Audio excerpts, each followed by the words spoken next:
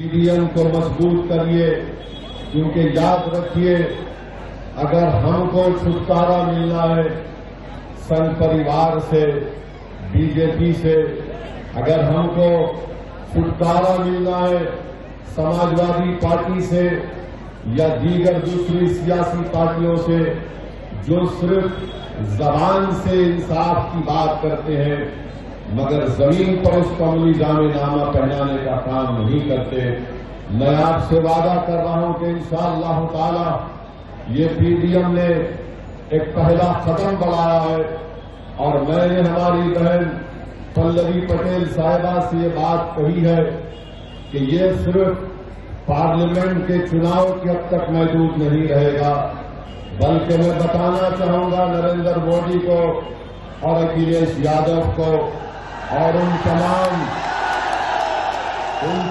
सियासी लीडर्स को जिन्होंने पिछला दलित और मुसलमान को दबाया और कुचला कि ये सिर्फ पार्लियामेंट के इलेक्शन के हद तक नहीं रहेगा, बल्कि ये शुरुआत है एक लंबे सफर की और हम अपनी मंजिल को जरूर पहुंचेंगे। हजारों मदरसे मुतासिर हो गए, लाखों बच्चे मदरसे में पढ़ते मगर समाजवादी पार्टी बोल नहीं सकती, अपने जबान से मदरसों का नाम नहीं ले सकती।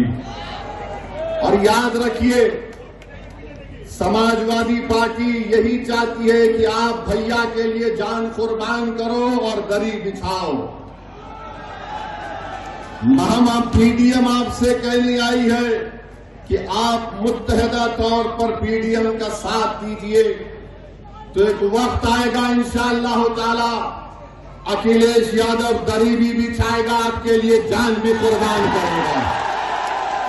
सामने बैठकर पूछो कि एक दीवाना शेरवानी पहनकर आया था जिसके सर पर टोपी थी, वो ये सवाल हमसे करके चला गया कि हमारी जिंदगी के कौन से शोबे में हमको इज्जत मिली, हमसे इंसाफ मिला, हमारे बच्चों को स्कूल की तालीम मिली।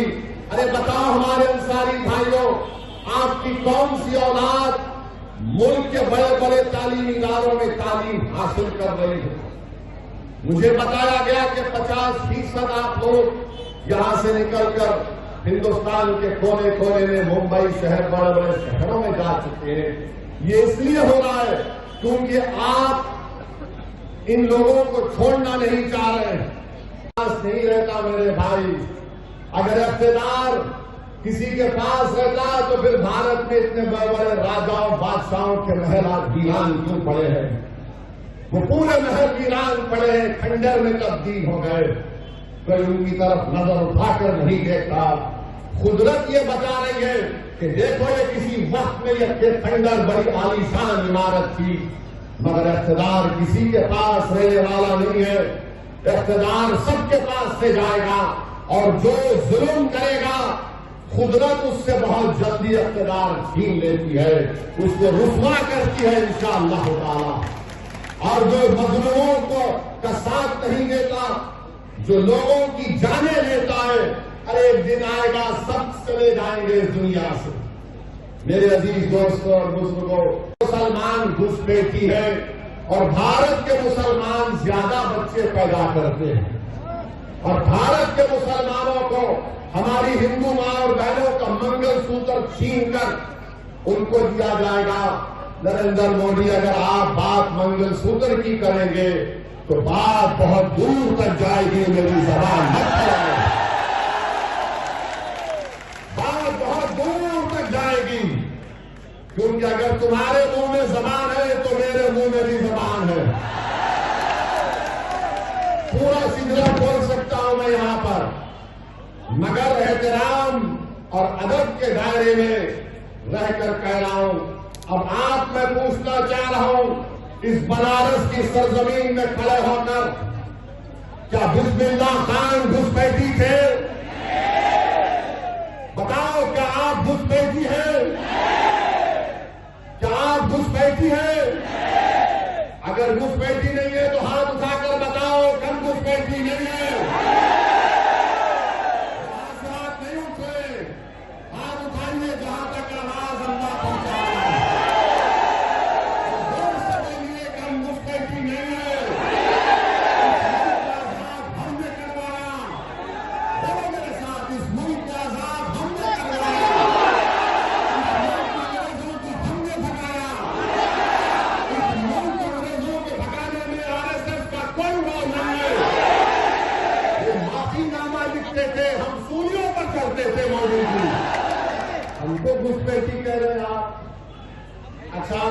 इनका झूठ। क्या उत्तर प्रदेश के बड़े बड़े नदियों में, तालाबों में लाशें नहीं बह रही थी कोविड के दौरान? बह रही थी ना लाशें। तो जिसकी लाश बह रही थी उसकी हमारी बहन, हमारी बेटी का भी तो सुहाग जुड़ा होगा। बताओ मोदी जी, क्या आपने कभी किसी घर में जाकर उनको पुरसा दिया? आज आप मंगलसूत्र की बात कर रहे। मोदी जी, आप ओरिजिनलिटी पे आ गए अपने। आप धोखा दे रहे थे। मैं पास 60% देश की दौलत है। कितने? 5% लोगों के पास 60% दौलत है। देश के प्रधानमंत्री इस पर खुश होते हैं, इस पर खुश होते हैं। मोदी जी, क्या आपने भारत के संविधान की डायरेक्टिव प्रिंसिपल का आर्टिकल 39 को नहीं पढ़ा? आपने हमारे संविधान जिसको बाबा साहेब अम्बेडकर ने बनाया, आर्टिकल 39 ए और बी और सी कहता है कि देश की दौलत सब में बांटी जाए। समझता हूं कि ये पार्लियामेंट के चुनाव में समाजवादी पार्टी ने कांग्रेस से मिलकर अलायंस किया और सही का पल्लवी पटेल साहिबा ने कि जब से पीडीएम बना, समाजवादी पार्टी और दीगर पार्टियों की तरफ से ये इल्जाम हम पे लगाया जा रहा है कि हम उत्तर प्रदेश की राजनीति में हम ये देखते हैं कि पिछला दलित और मुसलमान का सिर्फ वोट लिया जाता है, मगर उनसे इंसाफ नहीं किया जाता। वोट डालो पीडीएम को, यही हमारी ताकत का मजारा होगा, यही हमारी ताकत का मजारा होगा।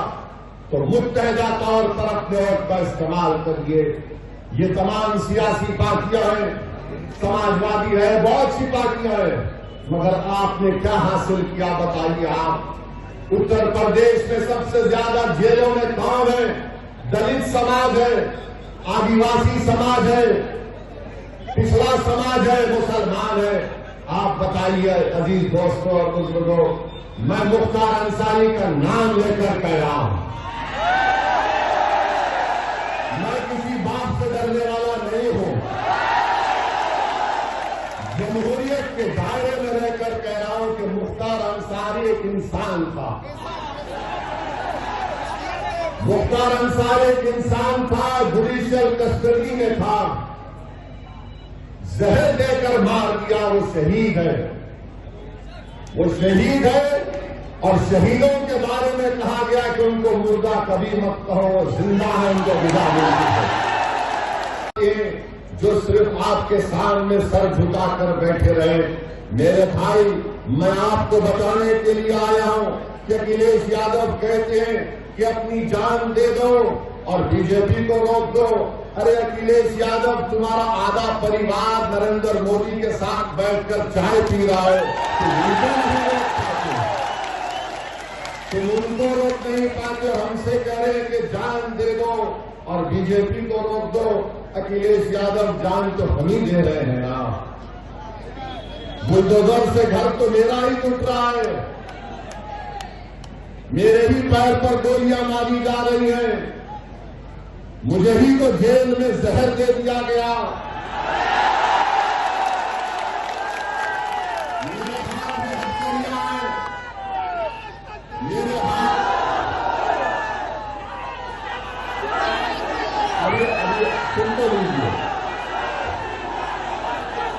मेरे हाथ में हथकड़ियां हैं, मेरे हाथ में हथकड़ियां हैं। मैं पूर्व सांसद हूं, कोर्ट ने मुझे सजा दी, मैं 10 पुलिस वालों के साथ चल रहा हूं अखिलेश, और कोई फरीक से आकर मुझे गोली मार देता है, तुम्हारी जबान से उसका नाम नहीं निकला, जिसका नाम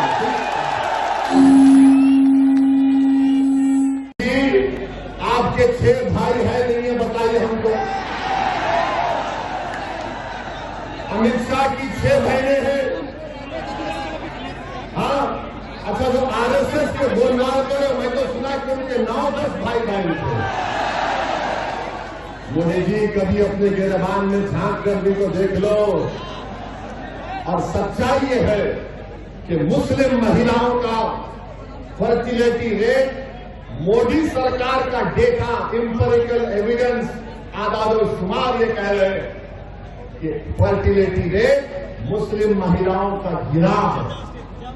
मगर नरेंद्र मोदी जी भारत के हमारे हिंदू भाई बहनों में, बैकवर्ड क्लास के भाई बहनों में, दलितों में ये बताना चाह रहे हैं ये मुसलमान बहुत बच्चे पैदा कर रहे हैं, एक दिन ये हमसे बढ़ जाएंगे आगे। नहीं मोदी जी इतना झूठ तो मत बोलो। वो गाना क्या है, झूठ बोले तो कौवा काटे।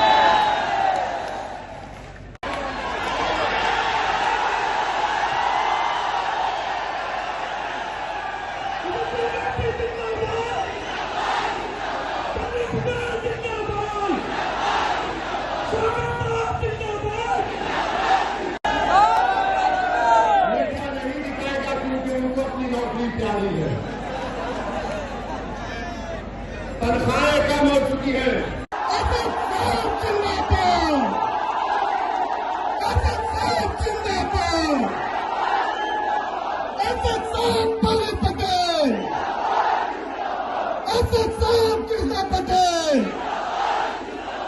जनाब असद साहब, राष्ट्रीय अध्यक्ष AIMI।